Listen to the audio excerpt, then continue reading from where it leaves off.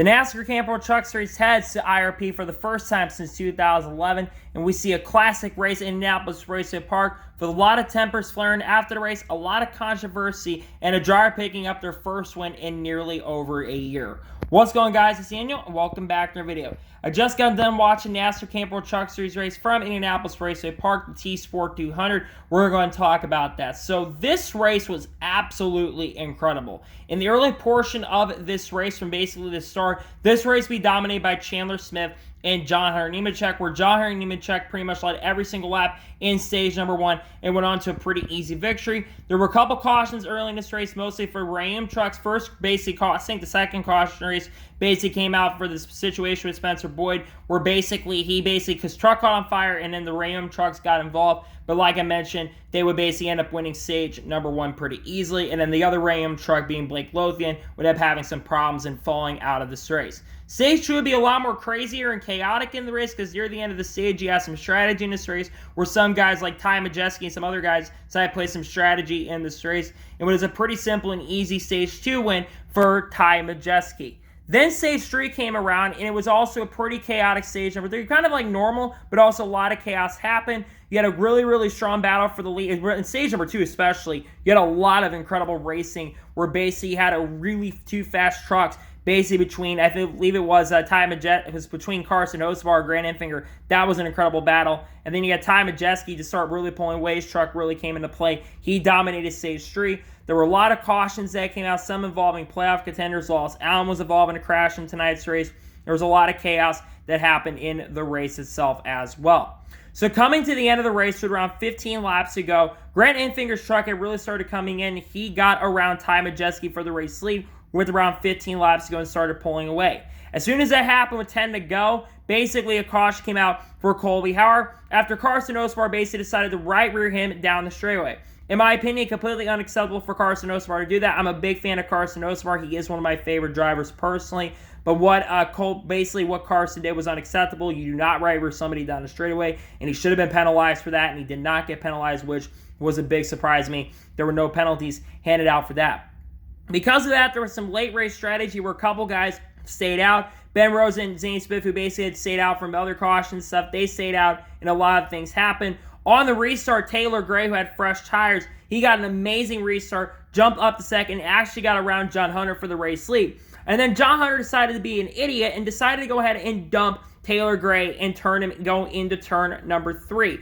Absolutely unacceptable, in my opinion. Coming to the white flag, he actually got the restart lead again, but in my opinion, that is also completely unacceptable what John Hunter did. I understand you're trying to win the race to make yourself advance to the round of 8, but you can't make those moves and expect to win the championship. And he had to complain after the race course after what Zane Smith did on the restart, but Zane's also technically teammates to Taylor Gray, but just completely unacceptable what John Hunter did. He absolutely knows better. You don't turn somebody on the straightaway going into the corner. So on the final restart of this race, Zane Smith and John Hunter battled really, really hard for the lead going into turn number 1, and Zane basically flushed up the racetrack and put John Hunter Nemechek in the outside wall. Well deserved, in my opinion. John Hunter deserved to get pushed into the outside wall. And then Grant Enfinger, he got around and basically took the race lead on fresh tires after coming down pit road late. And he would come off the corner and win the race at Indianapolis Raceway Park and pick up his first victory in Indianapolis Raceway Park first win since 2020. I believe at Las Vegas, they said. So it's been a couple years since Grant Enfinger won. Man, about time Grant's back in victory. I think he said Richmond actually is the last time he won. Really great to see that Grant's back in victory lane. It's been so long since Grant was in victory lane, and none of the 23 team has really struggled, but GMS brought a really strong truck. They were fast in practice today, so amazing to see Grant Enfinger pick up victory. So now we're going to go through the race results of this race, and we'll go through the playoff grid as well, and then we'll go and give you my thoughts on tonight's race. So Grant Enfinger picks up the victory in tonight's race.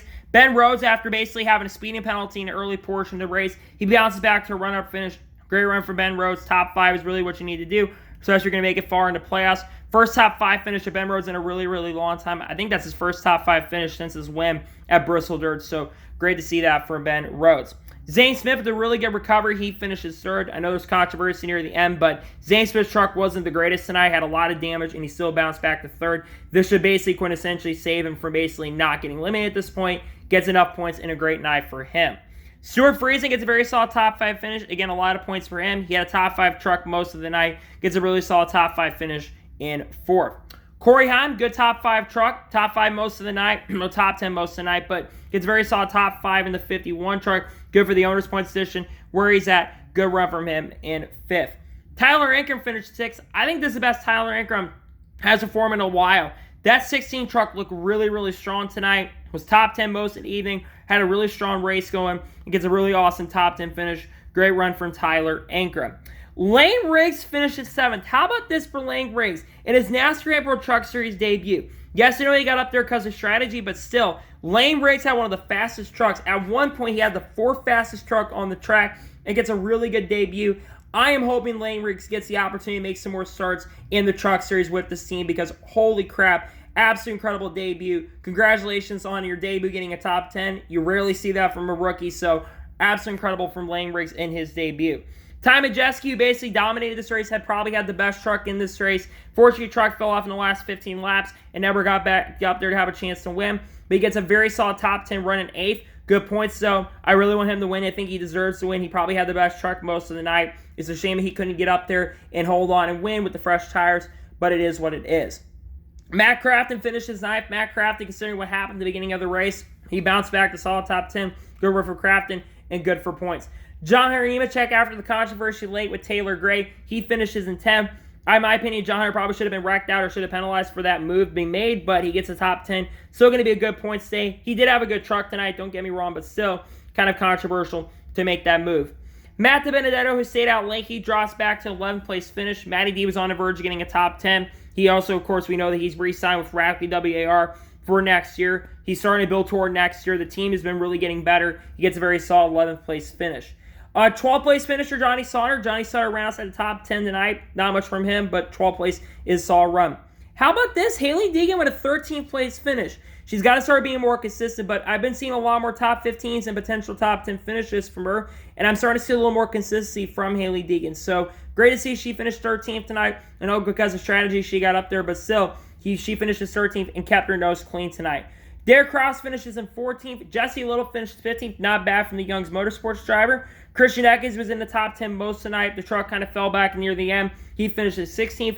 Timmy Hill finishes in 17th in tonight's race. 18th place finisher Chandler Smith after getting some damage early in the race after contact with Zane Smith early in the going. Austin himself finishes 19th. Kaz Gralla finishes in 20th. Carson Ospar, after his issues, he finishes 21st. Again, I like Carson Ospar, but his move that he made was completely unacceptable and unjust, in my honest opinion, and he cannot make that kind of move to win a race, so he deserved to get penalized for that. He finishes 21st. Taylor Gray, after getting dumped late, I feel bad for Taylor Gray. Taylor had one of the best trucks near the end, so shame he couldn't close out the deal. He has every right to be upset with John Hunter for that move. I thought that was a clown show move and a chicken shit move, in my opinion. He finishes in 22nd. Tanner Gray finishes in 23rd. Chris Hacker finishes in 24th. Jack Wood finishes 25th. For once, doesn't get involved in a wreck, so that's a positive at least. Blaine Perkins finishes in 26th. 27th place finisher Chase Purdy. 28th place finisher Jake Garcia, who was actually something the Fox Sports broadcast didn't mention, but I saw in the broadcast basically he hit the outside wall on lap 6 of the race, which is unfortunate. He finishes 28th. Dean Thompson finishes 29th. 30th place finisher Chad Chastain. 31st for Chris Wright, 32nd for Colby Howard. After a tough race for Colby Howard, by the way. Colby had an amazing run going tonight. Has every right to be frustrated, Carson. I thought that was unacceptable and complete rookie move from Carson Ospar to ride with somebody down the straightaway. I hate when people do that. I feel for Colby. Had a top 10 truck going. It's a shame he can't catch a break. He's had a lot of races go away from him. Josh Ream finishes 33rd. Wallace Sound finishes 34th. Blake Lothian finishes 35th. And Spencer Boyd in the 12th for Young's Motorsports ends up finishing in 36th position and finishes last in tonight's NASCAR Camping World Truck Series race. And it's unfortunate for Spencer because he had a lot of races where things having to go right. He finishes last in tonight's race. So now we're going to go ahead and take a look at the Camping World Truck Series point standings currently at this moment as of right now. So Graham Finger, after winning, of course, he does have to pass post-race inspection, but he's currently in after winning. Zane Smith at 50 points in. He pretty much just has to start the race, pretty much guarantee himself into the next round. Solid run from Zane Smith. Ben Rose is 36 points to the good. Ben Rose just can't have a catastrophic race, 2 catastrophic races, and he's pretty much good to go. Stuart Friesen, I believe he's 28 points to the good, so very solid for him. Just can't have a catastrophic race, and he should be okay. Both John Hunter and Chandler Smith are both 24 points above the cutoff line. Can't have any bad mistakes, but they are in pretty good shape. Ty Majeski, after probably going to be in really good shape and probably going to advance, he's 19 points above the cutoff line. Just can't have bad luck. And Carson Osbar, after his shenanigans, he is 7 points above the cutoff line. And now Matt Crafton and Christian Eckes currently are both below the cutoff line. They are 7 points below the cutoff line. So now we're overall talk about my thoughts on tonight's race and give you my score of tonight's Camping World Truck Series race. Honestly, I thought this race is absolutely fantastic till the end. The first, I would say, 190 laps were absolutely incredible. Especially that 40-50 lap battle in stage number 2. You had so much great racing. A lot of side-by-side. It was very difficult to pass, but it's the kind of short track where it's difficult to pass, but it was very, very good racing. Clean racing till the end of the race, and a really solid showing.